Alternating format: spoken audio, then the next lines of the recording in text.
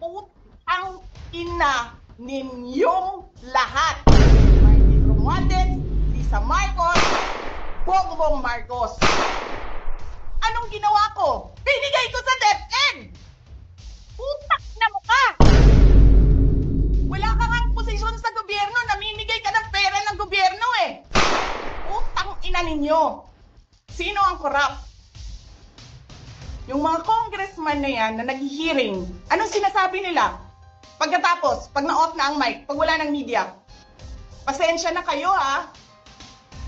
Kailangan kasi namin ng pera. Mag-eleksyon na kasi. Lisa Marcos, naalala mo?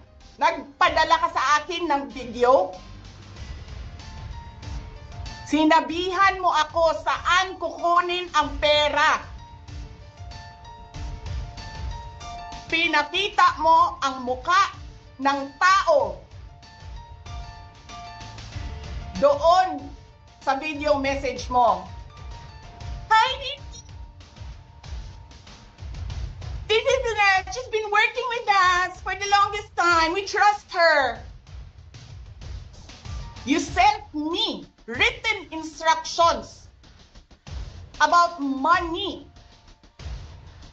Millions a month. Anong nakalagay doon sa envelope? DepEd. Anong ginawa ko? Binigay ko sa DepEd. Putak na mo ka.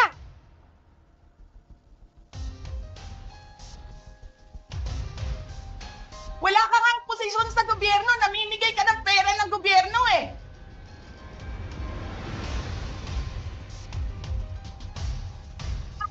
Sisirain nyo yung tangal ng mga kasama ko sa office of the Vice President.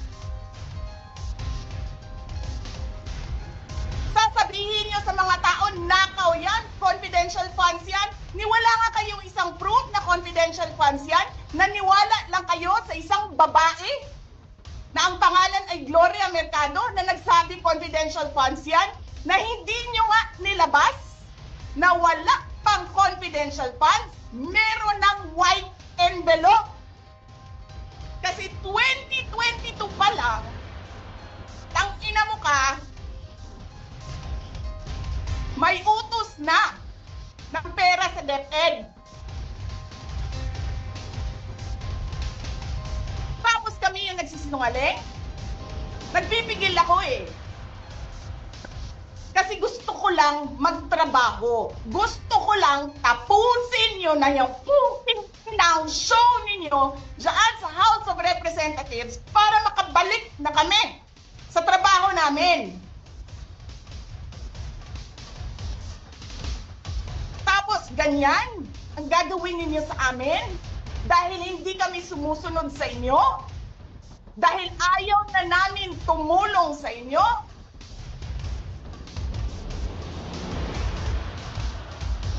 Ganito gagawin ninyo?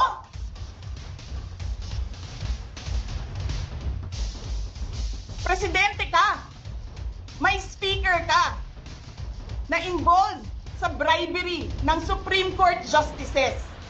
May video, may kaso, may witnesses. Hindi mo tinanggal yung speaker mo. Pinabayaan mo siya abusuhin ang pera ng bayan. Paikot-ikot sa buong bansa, namimigay ng pera na para bang kanya yung pera.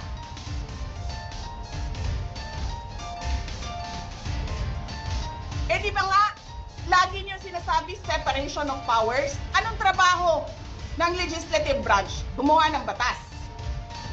Anong ginagawa ni Martin Romualdez? Nagdidirect ng DSWD, namimigay ng ayuda,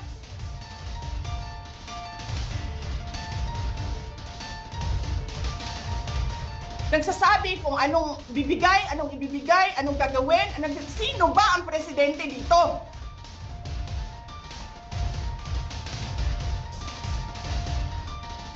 Alam nyo, alam namin, mali ang ginagawa ninyo. Sinabihan ko lang mga kasama ko sa Office of the Vice President, pasensya na, sumunod na lang tayo para matapos na sila.